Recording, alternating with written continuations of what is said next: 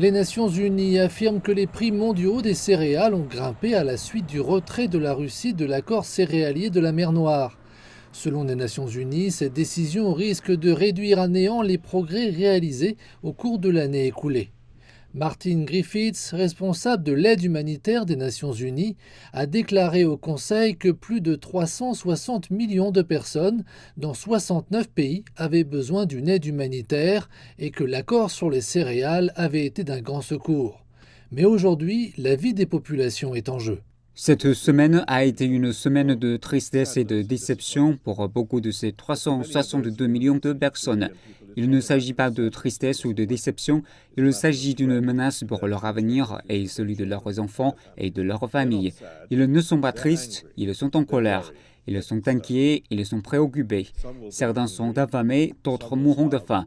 Beaucoup risquent de mourir à cause de ces décisions. Mais un macroéconomiste à qui la Russie a demandé d'informer le Conseil de sécurité a déclaré que les pays les plus pauvres n'avaient reçu que 3% des céréales.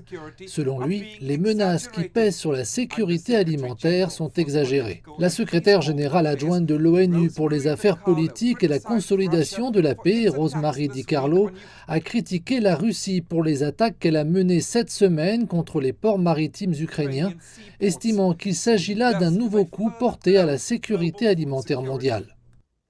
Nous sommes également préoccupés par les rapports faisant état de mines marines posées en mer Noire, mettant en danger la navigation civile.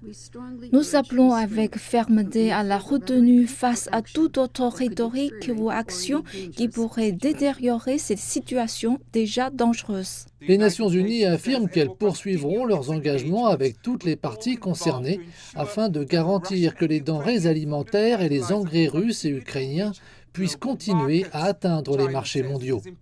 La Chine assure qu'il est impératif de trouver une solution à cette impasse. Les préoccupations raisonnables des parties concernées doivent être prises en compte.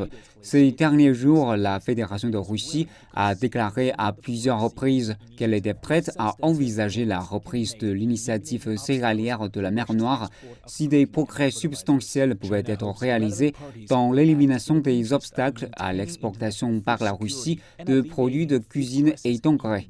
La Chine espère que les parties concernées agiront dans l'intérêt du maintien de la sécurité alimentaire internationale et de l'atténuation de la crise alimentaire dans les pays en développement. La Russie a déclaré aux membres du Conseil que personne n'aurait dû être surpris par son retrait de l'accord sur les céréales, alors qu'elle avait mis en garde à plusieurs reprises qu'aucune des préoccupations de Moscou n'était prise en compte. La Russie précise qu'elle reviendra immédiatement à l'accord si ces obstacles sont levés.